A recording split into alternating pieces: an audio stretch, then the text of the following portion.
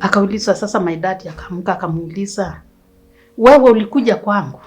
Tulikuja. Akasema tulikuja kuwasalimia. Akaulizwa, na zile mbuzi ulileta kwangu na partly ya mali ulileta ya nini? Akasema hizo mbuzi zilikuwa ni nyama tu.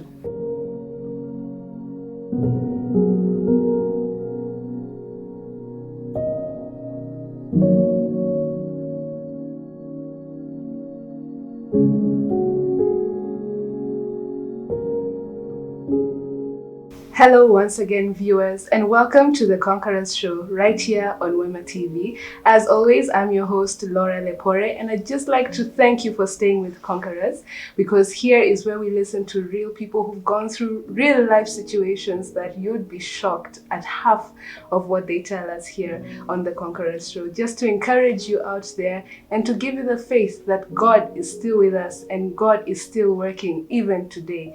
Last week we had a beautiful show about a beautiful woman of God who transitioned across Africa from west to east, from Francophone to English, and it's just beautiful how we can reach out to people and listen about what they've gone through and you relating. I know I've been so impacted by this show, and I'd like to encourage you that if there's anything that you've gotten from the show, if there's anything that it's helped you with, or if you'd like to share it to someone who may be going through a situation that we're talking about on the Conquerors, please feel free to share it. Please feel free to write in the comment section, because we always love to know how God is working in his people even today. Today, as usual, we have brought to you another conqueror who has gone through a lot of things from an early age until where she is right now. Her story is one like none other. Please help me welcome Susan Mote. You're very welcome to the show, Susan. Thank you so much. And it's an honor to host you today. Your story is like none other. And I'd just like you to tell viewers about who you are. Let's get to know you and your background so that we move forward. Okay. Thank you so much. My name's Susan Mote. I come from Machakos. I'm second born of my parents. Wow. In a family of 10. 10? Yes. I thought I related with the second born part, but the 10, okay. 10. I am second born in a family of 10. We are 5 girls and 5 boys. Wow. And I thank God for giving my father and my mother such a wonderful family. And he has helped him to raise us. I am a gospel worshiper. I am saved. I love Jesus as personal savior. And this God, I have really seen his powers and his mercy upon my life. Yes. Yes. I am a mother of 4. I am a widow. And I am a grandmother of 3. Wow. I thank God. Amen. He is my power. I don't know even what I can explain about my God, because I have really seen him in all my life. Yes. I started singing since 2015. My first album, I released it on 2017. That is when it went to YouTube. Okay. Yes. I love how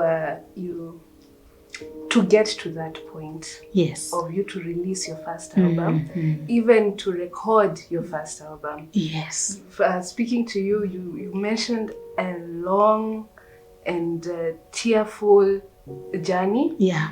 And how did it all start? As in, now, how did it all when I finished my secondary education, I got married at a very early age. Okay. I got married when I was 21.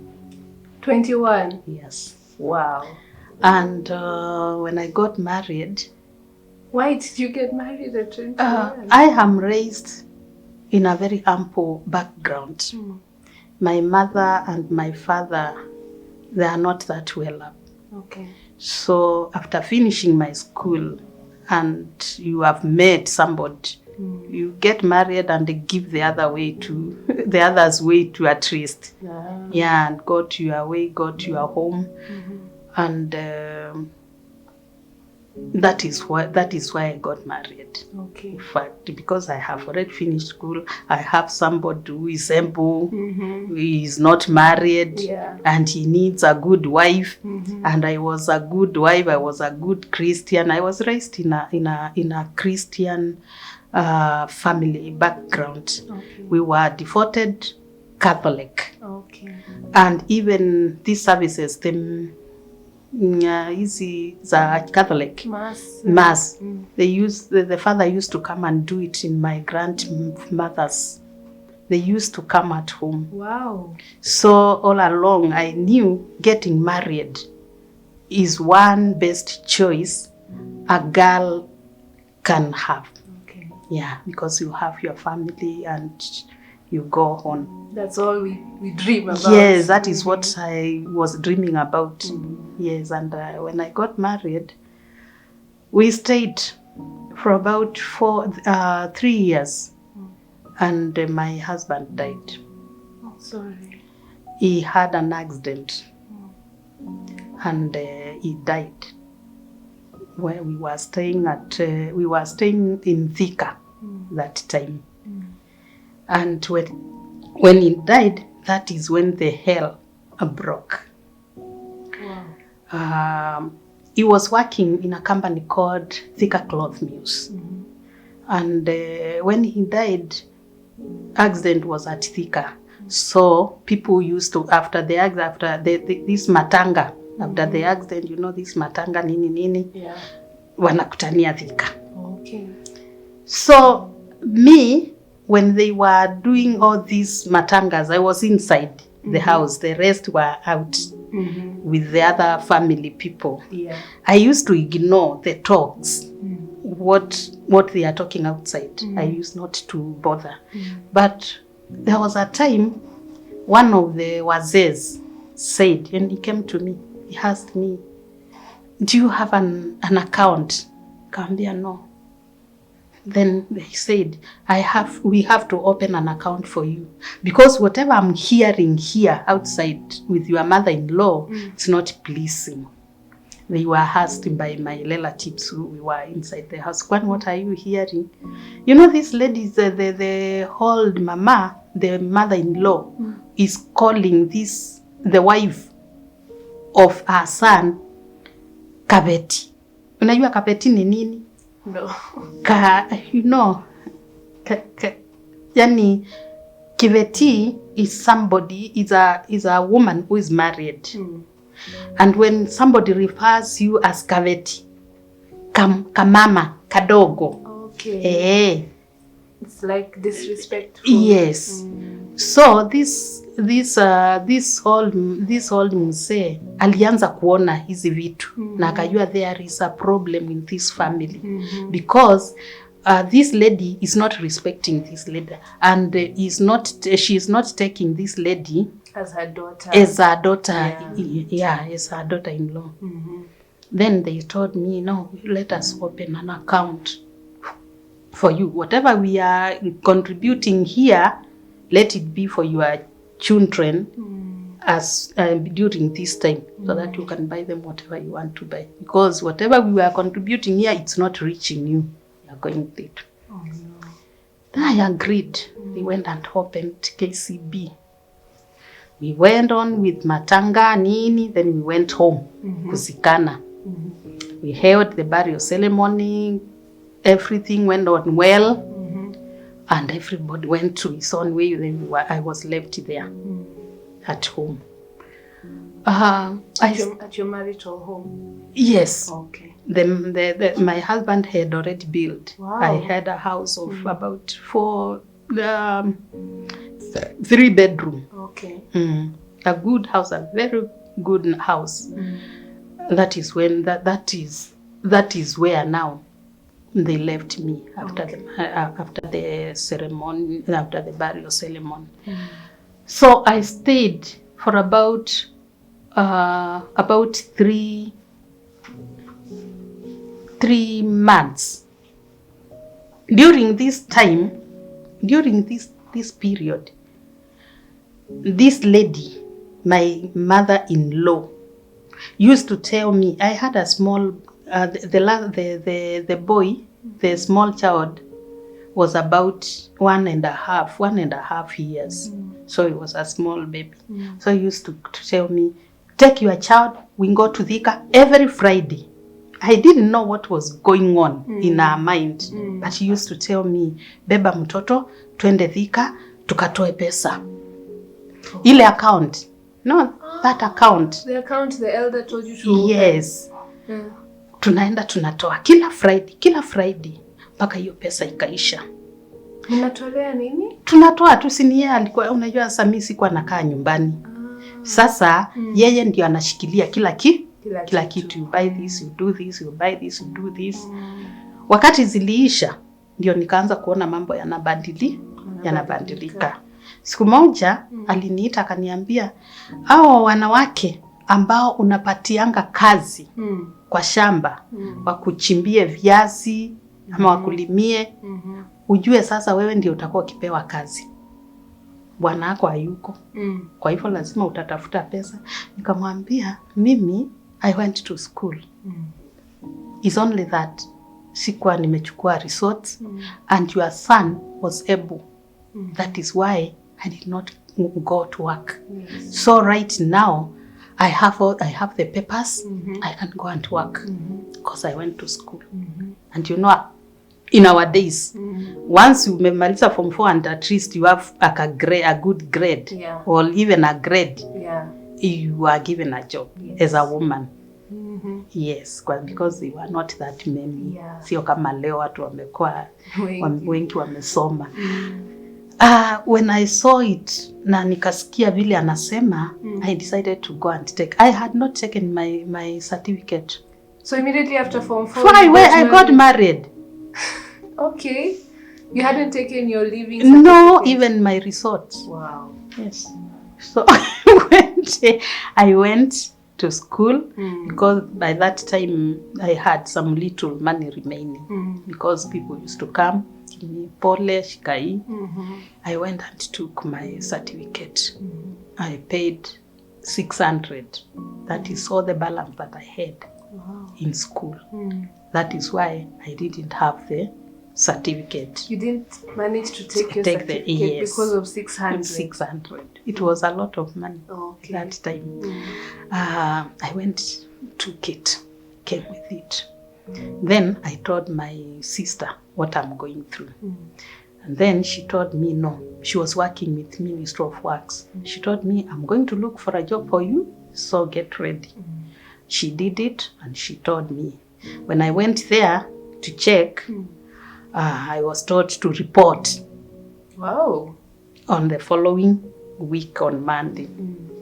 Then I came kwa nyumba, nikakuja, tukakaa chini. It was at night after supper. Tukakaa mimi, mzee na their firstborn, mkubwa, ule alikuwa mkubwa wao, mkubwa, the firstborn wao.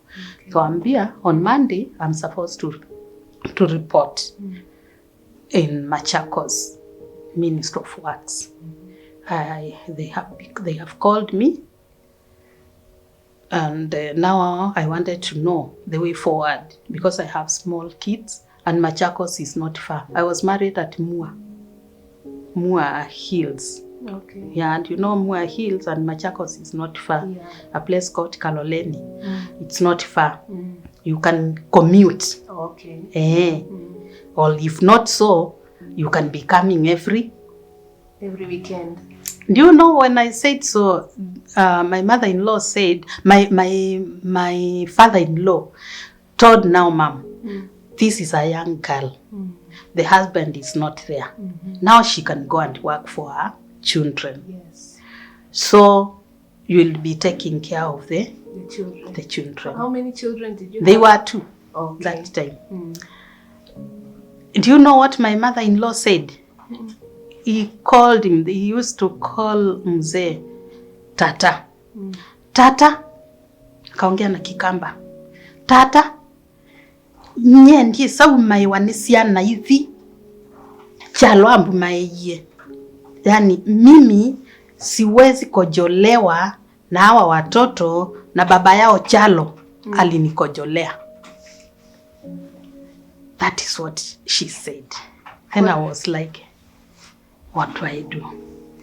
What I said, and before I'm saying this before the Lord, because that one hurt me. Iliniuma. Uwezi kojolewa na watoto wa mtoto wako kwa sababu huyo mtoto wako alikukojolea. I told her, it doesn't matter. I'll take my children and go with them. I'll look for somebody to stay with them as I work. Alafu nikawaambia kwa Kikamba, nzou ndiye mawani mugongo wayo. Yani nzou, njogu. Njogu munaita aje? Njogu munaita aje the elephant. Okay. Is never tired of curling this nini of taking water. You know, it has a long the trunk. Yeah. And that is what I told my mother-in-law. I'll go with my children because an elephant is never tired of curling the track. Wow. Wow. And when I said so, this older son woke up and said, "Why are you saying so? Do you know I can kick you and I can naisa kanyanga sana?" Then I was like, what have I done? Surely. Yes. Then I asked him, what have I done? What have I done? Kuniambia ati unaweza nikanyanga. Aliniongea Kikamba, akaniambia naeza kinyanga munowe. Hiyo Kikamba. Then I kept quiet and I did not talk again. I just kept quiet. We finished the talking at that part and everybody dispersed and went to sleep. Because now I have known that I will go with my children, nobody to leave the children with. So I decided. So when the time came to go on, it was on a Friday. I think it was on a Friday. I took, there was a box. I had a box, hii sanduku ya kuweka nguo ilikuwa ya mzee the late, the suitcase, a good one. Ilikuwa ya the late. Nikachukua niweke nguo. Huyo mama akaniambia hapana, hautaweka hapo. Akanichukulia box. Hiki kibox carton. A carton, a big carton. It was a carton refu hivi. Nikawekewa nguo zangu zote, nikaambiwa niweke hapo. Nikaweka nguo za watoto kidogo because I know now I'm going, I'll be coming on weekends. Yeah. So I carried a few clothes for the children for a start. Yeah. For the children, one blanket and some few clothes for the children and mine on that box. Then the letter that I had taken from school, my certificate, nikaiweka kwa bahasha and I placed it on top because it is not good to fold it. Yeah, it's very sensitive. And I took a radio. I had 2 radios, one big and another small. Then I took a small one. Then he came, why have you taken this radio? He took it. He took it away. But we have another, there is another radio. He refused. After that, he asked me, these resorts. You took these resorts with the money that you were given for my son. So, you are not going with it. Kaambia mami, easy resorts ndio zinafanya niandikwe. Zinatakikana. They cannot take me without this resort. He refused. I took it away. Everything. Took it away, the radio and the resorts. Then I took my box. I took my children. We went to the stage. When we were there at the stage, I thought about it and I cried. I cried so much. And there was a lady. There was a lady. a friend, a teacher, who was called Rose. Rose saw me and he asked me, he came and he asked me, what is wrong? I told him, Mom, amechukua results zangu. Na ameniambia nimelipa na pesa ya mtoto wake, kwa hivyo siendi nazo. Kachukua, akaniambia kwa nini? Akaniambia let's go back. Then we tukaacha sanduku hapo, tukarudi kwa nyumba. Ile carton kaiacha hapo, tukarudi kwa nyumba kwa sababu it was near. Okay. The place is called Kaleni and we were the home just small, very little, I think either 100, not even, it's less than 100 meters. It was very near. We went. Then he asked her, why have you taken the results for this lady? Yeah. For your daughter-in-law, why have you taken? He said, no, this lady took these results with my son's money. So, but I'm they're not not giving. even helping her. Then he was told by Rose, give her, because if you are found with these results, you will be yelled, because you are not the one who paid for her school fees. That is when she gave me the results. Wow. Then I went and reported on Monday. So you started life from scratch? Life from scratch. I had nothing. I had only 3 clothes. And the children has 2. 1 blanket. I had nothing. I went Machakos. I went to my sister. My sister was very understanding, and I should say, this girl, it's good to have somebody who is outstanding in your family, who thinks faster and is also like a dare person. She's a dare. She told me, Nini, kuja, kaa hapa kwangu, weka watoto hapo, anza kazi. Wow. Na nikakaa kwake. Yeye alikuwa amepewa nyumba huko kazini. Kaniambia kitambo upate pesa ya kulipa nyumba, kaa hapa. Kaenda, kakaa. Nikaanza kazi on Monday. Tukamaliza 1 week. Second week, nikaona barua. Barua ni hii imekuja. Nikauliza, huyu mtu umepewa na? Akaniambia natoka kwa sub chief Kaloleni. Nimepewa hii barua, chief nikuletee. Kachukua, kasoma.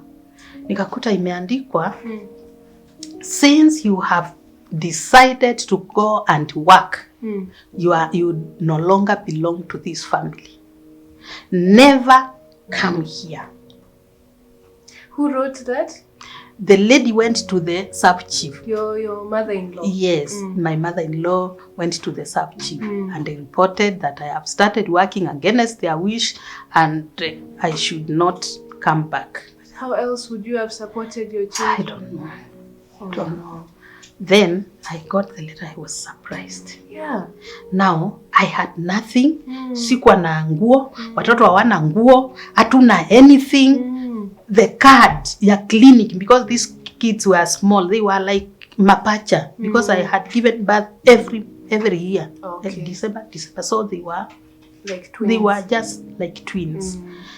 And the first one was weakling. You know, when you give birth kuatanisha, the first kid anakuanga ana afya, anagonjeka kwa sababu hajakaa kama wewe wa pili. Within the same week, ule mtoto akakuwa mgonjwa. I was supposed to take this girl to clinic. Then I said, what do I do? I decided to go there. I went. To your matrimonial house. Because my husband had built himself. When he married me, he had already built. He had his own house. Then when I went there, he asked me, the mother-in-law asked me, what do you want? And I told her, I need a clinic card because I have to take this child back to the hospital. Yeah. Do you know, she did not give me a chair to sit on, or welcome me in my house. Your own house? My own house. I was taught to stay out. I was taught to stay out. And I was taught to sit on a veranda. There is this, that house, the way it is built, there is a veranda and it is cemented. So it's elevated somewhere. I was taught to sit down there. Even that small chair, I was not given with my child. And even he did not ask this kid what she is suffering. He did not ask me, this kid, what she is suffering from. I was taught to sit there. And he asked me, where did you keep it? So, it is my house now. I told him, go to the bedroom, go to the wardrobe, on top, you will find. You couldn't even enter to take the time. I could not go. Then I went, he went inside. When she went inside, she brought the card. When she brought the card, I went away. That is the last time nikanyanga kwa hiyo boma. When I went because now I was not, when I got the letter, I was not believing. Now I have believed because I have seen it.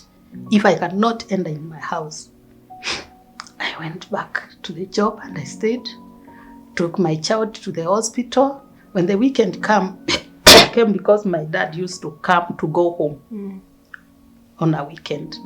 That is when I went home. To my mother's now. Okay. Me, I did not go home direct from when I moved to Machakos or to Machakos to work. I did not go to my parents. Yeah, I just went direct, stayed with my sister, and I started working. But then this lady had gone home to my mother, and they told my mother that your daughter has gone. And she came with the other girl, the sister, with a rolly. They took everything. Then my mother was like, hi, but I did not see her. Yeah. The wife to my uncle had to intervene. It was a war. They told this lady, because we did not see Susan here, you are going to show us where she is. Because you know where she is, we did not see her. And we have never heard of it. Yes. You are going to show us where she is. That is what happened when they went there. And me, when I went on a Saturday, I found my father. My father had come. Then we sat down. I explained to him, and he asked me. He was very annoyed, and he asked me, "You mean they have chased you away?" I told him, "Yes." And this is the letter. My mom gave it. They had given me the letter and copied it to my dad. Yes. My mom gave him the letter. And this is the letter they brought here. They had sent somebody that they don't want to see this girl there. Then my dad read the letter and they told me, don't worry, just go and work for your children. Wow. He went inside the house. When he went inside the house, my dad now, he brought me 2 plates. Sitawahi sahau, sahani moja ilikuwa ile nilikuwa natumia nikiwa shule. It was a blue. 2 plates. A stove, ile stove ya I don't know whether you people you found that stove. Pressure. And a sprayer. Sprayer mbili, moja yake ile alikuwa anapikia nayo kiwa kazini. My dad sasa kaniambia, hii nilikuwa natumia zamani, kaleta huko, shika. Hii ndio utakuwa ukipikia watoto wako nayo. Another one ni ya chai. Na akanipatia, akaambia my mom anipatie lamp. Naona taa. Yeah. Akanipatia. Akaniambia ni sawa. Wewe enda kazi. Then I went. That's how you started. That is how I started. When I went, they stayed. Kumbe my dad wrote a letter. My dad it's informed. Alienda shule anajua ku counterattack these things. He wrote a letter to the chief and he explained and they attached it. And he asked for an appointment. He told me those days we know you didn't have mobile. So you had to wait through a letter. Akaambia my mom, aniambia tukutanie wapi? Uko kwa chief. When time came, the appointment, wakati walikuwa wameset na chief, tukaenda. Tulienda kwa chief kwa ofisi. Wakati tulienda kwa chief kwa ofisi, tulikuta my mother-in-law, my father-in-law, and another, they had other 2 ladies there, I think ni relative. And me, I went with my mom, my dad. And they had also their last born, a boy. That boy used to stay, he's late now. I used to stay with him at Thika. Now, when we went, we sat down and we started now the case, why they wrote that letter. Yeah. And during this time when we are meeting, my daughter, firstborn, kanasikia makojo. Kaniuliza, utakojoa wapi? Nikaambia this girl, the last born now, alikuwa anaitwa Njimi. Mbia chukua mtoto, muonyeshe pahali atakojoa. Alimshika hivi mkono, huyo mama akamuuliza, unamshika unampeleka wapi? Unamjuaji? Wachana naye, mama yake amke aende ampeleke. You see that hatred. Yani, this lady hated me with her passion for nothing. For nothing, because me, I used not to stay there. We used to stay at Thika. This is a small duration that I have been there. I woke up, took my child, kampeleka akakojoa, tukarudi tukakaa. Akaulizwa na chief, unamjua huyu? Akasema mimi simjui. And she's your mother-in-law. Akasema, na yeye alikuwa anaongea, mzee hakuwa akiongea. Akamuuliza, do you know this? Akasema simjui. Akaulizwa na my dad, ati umjui? Hao watoto ni wanani? Na alikuwa anafanya nini kwako? Akasema huyu alikuwa friend of my son. Akaulizwa wakati walianza urafiki, alikuwa na watoto? Amezaa na yeye. On what grounds?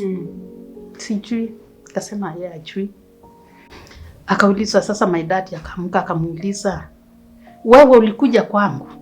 Tulikuja. Akasema tulikuja kuwasalimia.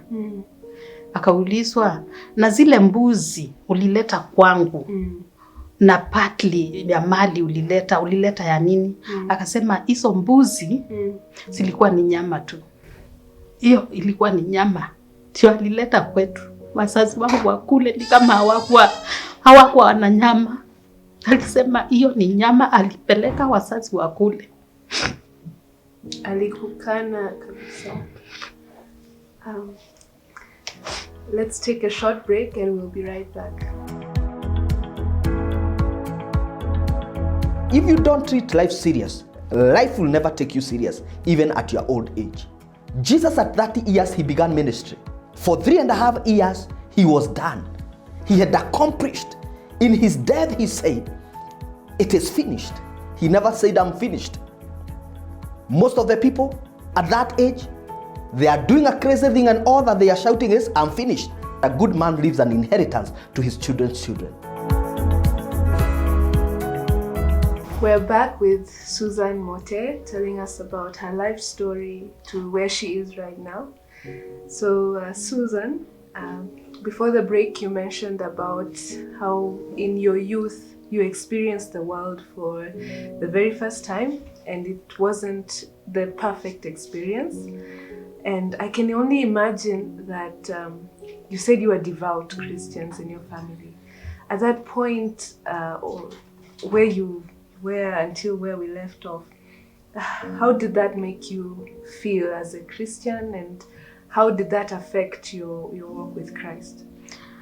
Well, at that point when they said that the gods were just meat to my parents, my dad asked them, so all this time my girl has been here, she was not married, so she has been working for you. That is what my dad asked them. Wakati wote amekuwa hapa kwenu, amekuwa tu mfanyikazi. She was working for your son. akanyamaza, akawambia ni sawa na tukaenda. Sasa hiyo meeting ikaisha, my dad akasema it's okay, I've taken my daughter, we are off. Tukaenda. Sasa tulipoenda mimi nikaendelea kuendelea na kazi tu. Nikaendelea na kazi, but nilijiuliza maswali mengi sana. Nikajiuliza what have I wronged? I thought by getting married, that is God's blessing. Yes. Yeah, and you are blessed with happiness. This death has taken away my husband. Now I'm suffering, and I am a Christian. That I prayed, and I used to pray, and I used to ask God, what have I done? I used to ask so many questions. By then I was just a devoted Christian, was not saved, but I loved God so much. I used to do whatever the church needs at home. I knew even if they need what for me to buy for Sunday school, for the kids at school, the Sunday school, I used to do everything.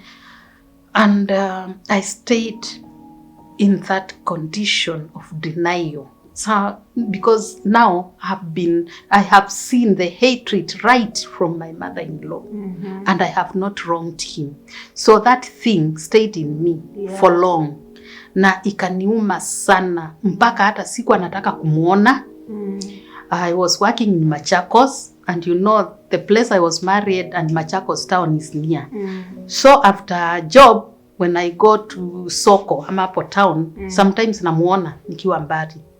Nikimuona nilikuwa naingia kwa shop. Hata inaweza ingia kwa shop to purposely doing nothing. Naweza enda niitishe either mbikijia ama niitishe soda ndio apite. Just so that msipatane. Yes, kwa sababu nilikuwa namuona nasikia roho inauma, kwanza nasikia miguu inakufa.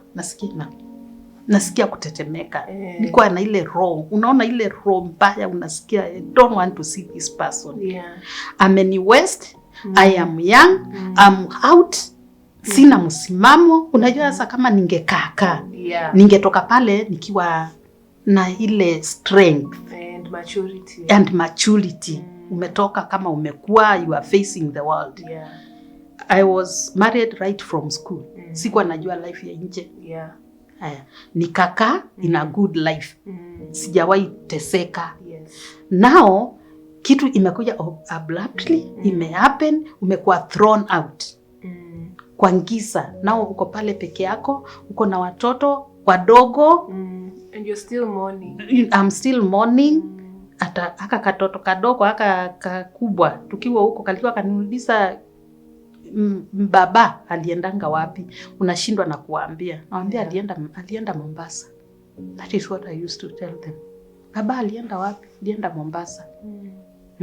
So that thing iliniuma sana, na ikafika to a point that nikachukia watu na nikajichukia, nikawa sina raha na hata sitaki watu. Unaona vile unataka kukaa peke yako.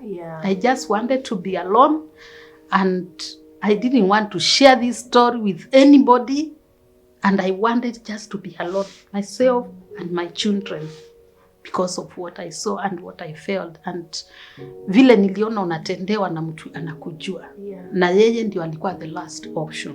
Najua sasa after the death, the parents, they are the people now who are supposed to hold you. Now they are your parents. Yes, my mother-in-laws. After the death of your husband, they are the first people to comfort you. Exactly. They are the first people to take care of you. Here, they have thrown me out. They don't want to see me. They have talked bad, because when you say nyama, mbuzi zile mmeleta traditional marriage, hizo ni nyama. Surely it was a bomb kwangu. It was painful. It was such a pain to me. Na nashukuru Mungu, maana pahali nimefika Mungu ni Ebeneza. Yani Ebeneza. Nikakaa, nikafanya kazi huko, nikakuwa transferred, nikaenda Kitui, still working with my children. And no, I was not telling anybody what is going through. I was still young. Hata saa ingine unasema utaki watu wajue kama wewe ni mjane. Kwa sababu you are young to be called. Yeah. You know, there is an age, unakuwa very young, you don't want even your friends, your lady friends to call you that. Yeah. Because you are the same level, same age, but you got married, umefiwa, now you have another name. Yeah. You see? Yeah. There was a time, nikiwa Kitui, a lady, a friend, she was a friend, sister yake alikuwa rafiki yangu, yeye alikuwa the wife to the boss, to the engineer. She was a lawyer. Aliniambia, Susan, nitakuja kutembelea nisalimie watoto. Akakuja. Wakati alikuja tukakaa chini, akaniuliza, nikamwambia, hakuwa anajua ya kwamba I was married and that is what happened. She cried. She cried. Mpaka from that day, nikasema sitaambia mtu story yangu. Nitakaa tu. Sitakuwa nikisema. Because that is what happened and it is painful. What I went through, I would not want my child to go through or any other. Yeah. Mtoto mwingine wa mtu asiende through what I went through. Although I know there are people who go through such. It was bad. And where did this leave you in the world? As in, what did you do to cope? To cope with that kind of pain. Yeah. Nilikuwa tunaomba, alafu nakaa peke yangu. I used to be alone. Sitaki mambo mingi, mimi nakaa peke yangu. I have friends. At time I was in Catholic. Tunaenda, if it is going out, we go drink and come. Using now Catholic drinking is not a problem. Just take and then you go. Then I was transferred to Kitui. That is where kazi ilikuja kuharibikia. Nikaona atulipwi vizuri, uko na watoto, mnakaa ministry nakaa 3 months, you are not paid. Yes. Nikaanza kutafuta kazi. Nikapata kazi. Nikakuja Nairobi for the first time. Wow. Sikuwa najua Nairobi. Nikakuja nikafanya kazi Nairobi. Watoto wakakua, wakaenda shule. Nikazaa wengine, you know, hii kipindi ya watoto watakula, you have a friend. Yeah, and you are still young. I gave birth another 2 kids. Now, tukakuwa retrenched. But during that time, I was still singing. What? I was still singing, but not knowing what is in me. Nyimbo zinakuja naimba tu, lakini sijui ni nini. Naimba tu. Ulianza kuimba lini? Nikiwa mdogo, nilikuwa nyimbo zinakuja, lakini emotional songs. Unasikia hii, ikikuja nasikia ni wimbo tu, lakini iko very emotional. Na hakuna mtu kwa family alikuwa anajua hiyo ni nini. Walikuwa ananicheka kwanza. Oh no. My brother anaulizwa, my elder brother, akiona watu anawaambia, mkitaka nyimbo endeni mkaulize Susan. Jana shughulikanga na nyimbo. At that time I was small. Even there was a time tulikuwa tunalima. Mimi ndio napanda, my brother ndio anashika flower ya ng'ombe. Zani kipanda wameenda sana. Akaita my mom. Kamwambia, mami, angalia Susan anaachwa na ng'ombe akiimba tule tuwimbo twake twa kutunga. Sema tunatunga tunyimbo twa uongo. Sema tunatunga tunyimbo twake twa uongo. Ndio hutu tunaona sasa na my mom akanitusi mpaka akanichapa because of that. But they didn't know what was in me. And even me, I didn't know. What I knew that I love songs. Whether secular, whether gospel, but the songs which used to come in me ni gospel. But I used to love music. Wow. Yes. Throughout. Childhood. Yes, I could listen to radio sana, nakaa tu na radio. And even my dad had bought me a small radio. That is what my mom used to tell me. Nilikuwa nakaa na radio. Because I used to listen music. Nakaa tu nikisikiza. Now, uimbaji, when you came to Nairobi. When I came to Nairobi, nikafanya kazi na Marshals, tukaretrenchiwa. I was in Marshals Circle, tukaretrenchiwa. Nikapata kazi na kampani nyingine ya kutengeneza papers, makaton na nini, printing industry. Wakati nilienda hapo ndio uimbaji sasa uliamka. Wow. Yes. And ndio uimbaji uamke. I got saved. Wow. When I was in Catholic. Yeah. And still in choir. I was the charismatic people. Yes. And how does that work? You're in choir? I was in choir. And I was still saved. I had that, you feel you have another level in you. Even when you are praying, you are not praying like the rest. Okay. Yes. Ukienda kuomba unasikia hapana, uombi hii maombi, unaomba maombi ingine. You see? Tukienda kwa adoration, kuna room kwa Catholic inaitangwa adoration. Okay. Hiyo room ni ya watu wale ukitaka kwenda kuomba, unaenda unaombea hapo. It's a very quiet room. Okay. A very good atmosphere, quiet. Naenda sasa, tukienda hapo nikiomba, nilienda mara 2-3, nikaona naharibu. Na waharibia. Juu naenda, everybody is quiet. Wengine Rosalie, quietly, you know, they pray quietly. Kweli quietly, lakini me here nimeomba, nimefika pahali najiachilia. So you find that you are making, it's like you are making noise to them. Yeah. Oh, no. That is what meant me. Nikaona hapana. I think I need to go somewhere where I'm free.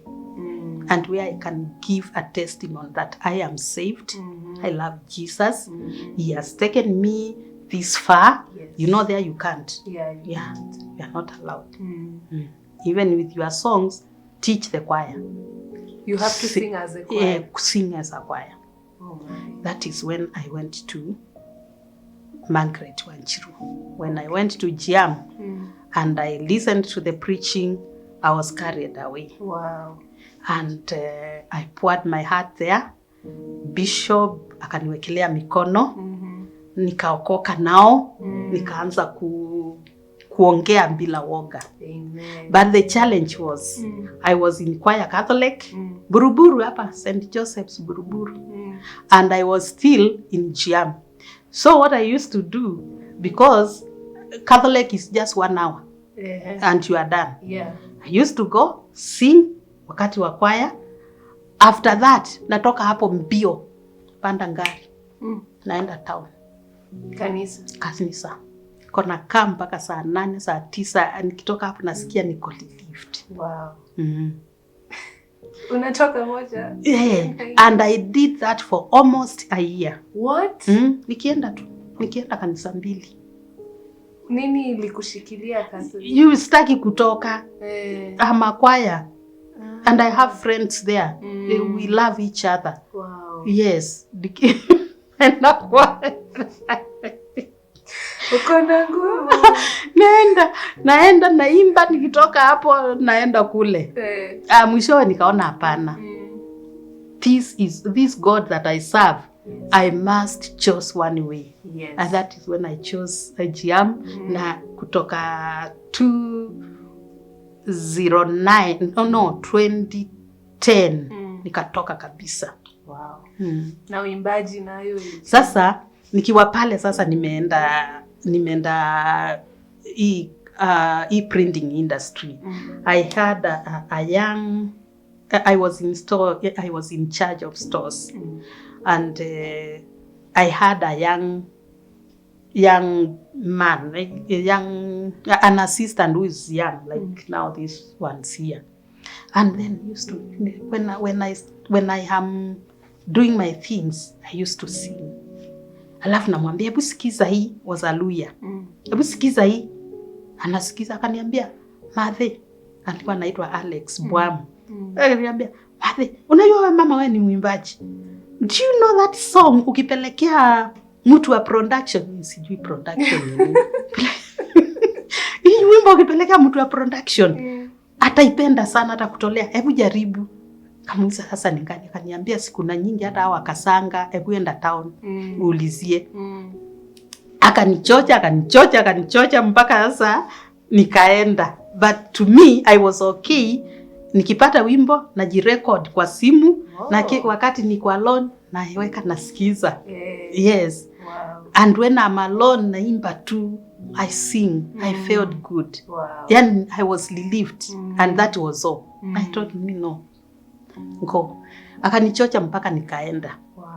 Alipoenda nikauliza bibi Kasanga, the wife to Mr. Kasanga, kamwelezea, akaniambia go to the studio. Kanilipisha vizuri for the first time. Kaniambia because wewe ni first time nimekutolea hii na hii, enda. Kaenda. Nipoenda nikaenda nikakuta Lynn msichana wa Kasanga. Very ample young girl. Akaniambia nini? Kama nikamweleza, akaniambia you are good to go. Hebu enda ndani kwa studio sasa. Kaelewana, kapatia down payment. That was 2015. Mwezi wa 5. Kaenda. Nikaenda ndani nikakuta young people there, wale wana record nini, kakaa chini. Tukaanza kurecord. That is where I recorded my first album. Wow. Katika Sanga alisikia akaletewa, yeye huwa anaangalia kwanza, anaisikiza mpaka ikuwe mzuri ndio itakuwa released. Akaletewa because he's the director, akaletewa. Alipoisikia akasema you can sing. Akaniambia you can sing.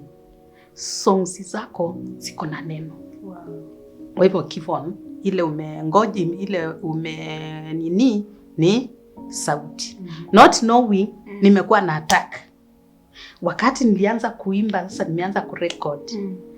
Kuna wimbo ambao unaitwa Nainama. That song kitambo nilitoa mara 2. Naimba inakosa kuingia kwa sababu whenever I go to the studio nikishika mic sauti inaenda. How?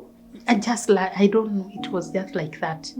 Nikishika mic natoa sauti inakataa. Mpaka sasa huyu kijana alikuwa anaitwa Tony. Ananiambia ngo afumzika ndio utoe sauti nzuri. That's how long did your album take sasa? My first album took almost a year. Kutoka 2015 nilipata hiyo album, hizo songs sasa almost December. What? Ndio sasa silikuwa lainishwa. Na unajua sasa sikuwa najua kama watu wanatoanga one song. I used to know it is a full album, 9 songs. So I had to look for money, pay for that. So after the audio, I have to look for money, pay for the video. That is why it took time to produce a video. Video yangu niliweka 2016 ikija kuisha, kwa hivyo ikawekwa kwa YouTube 2017. So from there fast forward to today, zikafuatana. Wow. Because I used to I usually get songs every day. Wow. Every day, so long as I am at peace. The songs just come and I record them, I write them down. So I usually write songs and I sing. Yeah. Sometimes I can be given a full song, everything. And every song that I get, you will find it in the Bible. Wow. That's what amazes me. Wow. Yeah, you will get those words in the Bible. Now, Mimi, I'm very biased, I'm so sorry to say this, of your songs on YouTube, because I follow you on YouTube. Your last song, Nimewasamehe, I feel like it's tied to what you've just told us. Oh yes. Now, nimekuwa mtu ambaye amekuwa akiampa. I have been ampering hatred in me for many years. Na nimekuwa sitaki kuwasamehe hao watu walikuwa wamenioa. Juu niliteseka na nikafunguliwa dunia nyingine ya mateso. Nikafanya dhambi ambazo sikuwa nafaa kufanya because I'm thrown out of the darkness whereby there are people who knows what they are doing, but me I don't know. I'm naive, sijui chochote. So outside there I met so many challenges and hiyo kitu iliniuma sana na nikakuwa sitaki kusamehe mtu, lakini ilifika wakati Mungu ameweka kitu in me last year, nikajiuliza, God, why? Kwa nini mbona I'm not featuring anywhere? Because I thought the first album or the second I will go out like it will go viral. Yeah. Lakini ilifika wakati nikakuwa sasa nataka tu niimbe kwa sababu nimepata wimbo na Mungu amenipea na it's a good message. Niimbe, nitafute pesa, nitoe album, video, niweke kwa YouTube. Ndio isaidie mtu somewhere. Wow. Nika lose hope ya nyimbo zangu kuimbwa kwa TV anywhere. Juu niliona kwani si nzuri. Nikaona wacha tu niweke kwa YouTube kwa sababu najua kuna message somewhere mtu ataipata. Yes. Na imu heal. Yeah. Imu heal tu. Kuna wimbo mtu atasikia hivi aseme, hey, huyu ameimba mambo yangu. Because I know what I went through, people went through. Nikakosa hope ya kuziweka ya publicity. Nikajua hakuna wakati and my age, nikajua hakuna wakati nitaenda anywhere. Kwa hivyo acha niimbe tu kwa sababu Mungu amenipea hiyo talent and I have good songs. I know I can sing and he has a reason as to why he's giving me and he's not giving a friend of mine. Yeah. So hiyo neno amenipea, wacha nitoe tu niweke kwa YouTube. Sasa nikaanza kuimba kamoja nikaweka kwa YouTube. Kale nasikia kananifusha naweka kwa YouTube, just like that. Then last year nikasema hapana. Now I have hii chuki hii wimbo kakuja at night. Nimewasamehe. Nikakuja nimewasamehe wote na ikashinda tu na ina ring kwa kichwa, why? Na ring hapana. Nikakaa chini usiku nikaimba that song, first stanza ile ilikuwa imekuja, nikaimba na nikaitape. Then as I was writing that song, as I was now kuunganisha hizo stanza, nikajiuliza why this song? Ndio nikasema maybe hata these songs do not move because kuna watu wameniumiza roho na sijawahi wasamehe. So at this point that I have lost hope, wacha tu niwasamehe. Na plus huyo mama sai ni mgonjwa, wacha nimsamehe. Maybe God can heal him through kumsamehe. Ndio nikatoa huo wimbo. It's a song that I love. It's a song that ilinifanya nisikie niko relieved. Yeah. Kwa sababu niliimba immediately, haikukaa. Niliimba na kitu inanisukuma enda utoe mpaka natafuta pesa. Hata kama nikukopa, nikaenda nikaitoa. Nikaenda nikaitoa na nikaiweka kwa YouTube. Wow. And immediately nilipoweka hiyo wimbo kwa YouTube, nakwambia nilisikia relaxed. Wow. After today, if I can sit with you, nikuambie. Na wakati niliitoa tu, nikaenda nikatoa kanisa ingine. Ni wakati wa corona watu hawako wakienda. Kuna kanisa nilikuwa naenda hapo karibu. Nikaenda nikawatolea testimony. Nikaenda kanisa ingine iko Mwiki, nikatoa testimony for the first time. Nimekaa jam sijawahi watolea testimony. They just know me as a church member, a saved person. I've been intercessor in that church. Although nimeenda chini, siendangi sasa kwa sababu ya kazi nini, unajua town kwenda kurudi. I've been there, they know me, lakini hawajui testimony yangu. Wow. But now I can stand before people and tell them what I went through. I could not even utter 2 words. Nilikuwa nalia, nilikuwa na break. Kwa sababu niliona mimi sifai. Naona vile unaonanga ufai. Ufai mpaka hata unachukia watu. Because of that. Who you are today, I really thank God with you because God is good. Hey, you've been through so much that at a young age you don't know what's going on, you don't know where to go, but from there that you're the vessel he used to bring out these songs of hope, these songs of love. Yeah. Hizi wimbo ziko na neno. Yeah. So tukimalizia, you can look into the camera and tell someone your parting shot, whatever you want us to know, like tukikosa kusikia kitu leo, what do you want us to know, and where can we find you on social media? Okay. Hey, my name is Susan. I'm a gospel worshiper, and my last song, Nimewasamehe. I know people have gone through a lot. Najua kuna mtu ameenda hata mabaya kuliko yangu, lakini naomba tu muwasamehe wale waliowakosea, ndio naye Mungu akaweze kufungua njia zenu. Nimeona huyu Mungu, na tangu niimbe huo wimbo nimemuona akiwa kiongozi wa maisha yangu. Amenifungulia njia, amenionyesha na akanitendea mambo makuu. Ni Mungu mwaminifu. Naomba tu msameheane na msahau na muweke kila chochote ambacho mnachopitia katika maisha yenu, mtegemee Mungu. Naye anaenda kuwafungulia njia na ataenda kuwaonyesha mambo mpya ambayo hamkuwa mnaweza kuyajua, kwa sababu chuki huwa inafanya mtu asiendelee, na chuki inafanyanga usifunguliwe. Hata inaweza funga milango ya watoto wako kwa sababu umechukia na hutaki kufungulia mtu mwingine. Kwa hivyo naye Mungu anakufungia. Huyo ni Mungu mwaminifu. Yes. Ukipata nyimbo zangu unaenda kwa YouTube, ni Susan Mote. Unaenda kwa Twitter, Susan Mote. Hapo unanitumia message what you want from me, nami nitaweza kusisoma. Amen. Wow, thank you once again for honoring our invitation and for visiting us here at Wema TV. I love how, because you've come, it shows that you're and you kutaka that publicity really. I think it's just it's time.